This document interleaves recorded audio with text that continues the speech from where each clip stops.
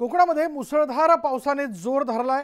पावसामुळे जनजीवन विस्कळीत झालं आणि त्याचबरोबर कोकण रेल्वेची वाहतूक देखील कोलमडली आहे। कोकण रेल्वेच्या पेडणे बोगद्यामध्ये पुन्हा पाणी भरल्यानं इथली वाहतूक पुन्हा बंद करण्यात आली आहे। त्यामुळे काही ट्रेन रद्द करण्यात आलेल्या आहेत, तर काही ट्रेनचे मार्ग बदलण्यात आलेत। मंगळवारी बोगद्यात पाणी साचल्यानं सुरक्षेच्या कारणास्तव कोकण रेल्वेची वाहतूक बंद करण्यात आली होती। रात्री उशिरापर्यंत इथे काम सुरू होतं। रात्री उशिराने पेडणे बोगद्यातील वाहतूक पूर्ववत करण्यात आली आणि यानंतर रात्री 10:30च्या सुमारास बोगद्यातून पहिली ट्रेन रवाना करण्यात आली। तसंच विविध स्थानकात थांबवून ठेवलेल्या सर्व ट्रेन रवाना करण्यात आल्या होत्या। मात्र बुधवारी सकाळी पुन्हा एकदा बोगद्यात पाणी साचल्यानं कोकण रेल्वे ठप्प झाली आहे।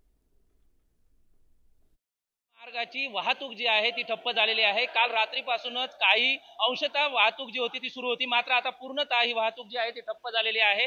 गोव्यावरून मुंबईकडे जाणारी वाहतूक जी आहे ती ठप्प झाल्यामुळे जर आपण पाहिलं तर या ठिकाणी मी आता आहे या पेडणेच्या बोगद्यामध्ये आणि या बोगद्यामध्ये सुमारे 1 किलोमीटर पर्यंतचा जो चिखल आहे, जो गाळ आहे तो साचलेला आहे। जर मी उभा आहे त्या ठिकाणी जर पाहिलं तर अगदी ढोपऱ्यापर्यंत, गुडघ्यापर्यंत या ठिकाणी हे जे चिखल आहे, हे चिखलाचं साम्राज्य आहे। ट्रॅक जो आहे तो दिसत नाहीये, त्यामुळे काल रात्रीपासून ही सेवा जी आहे ही प्रवासी सेवा, वाहतूक सेवा बंद करण्यात आलेली आहे। कोकण रेल्वेच्या वतीने अधिकृतरित्या कोणतीही माहिती दिली नसली तरी इथल्या कामगारांच्या माहितीनुसार अजून 7 ते 8 तास देखील याच्यापेक्षा जास्त वेळ लागू शकतो असं देखील सांगण्यात येत आहे। त्यामुळे आगामी पुढील काही काळात जर आपण पाहिलं तर या ठिकाणी मजूर जे आहेत ते आपलं काम करताना दिसत आहेत आणि जर पाहू शकतो की कशा पद्धतीचा चिखलाचा गाळ जो आहे तो गोण्यांमध्ये भरून बाहेर नेताना या ठिकाणी मजूर जे आहेत ते दिसत आहेत। त्यामुळे कोकण रेल्वेची वाहतूक कधी सुरू होते याबाबत अद्यापही प्रश्नचिन्ह आहे, एवढं मात्र निश्चित आहे। व्हिडिओ जर्नलिस्ट सिद्धराज परबसह विशाल रेवडेकर, न्यूज 18 लोकमत, सिंधुदुर्ग।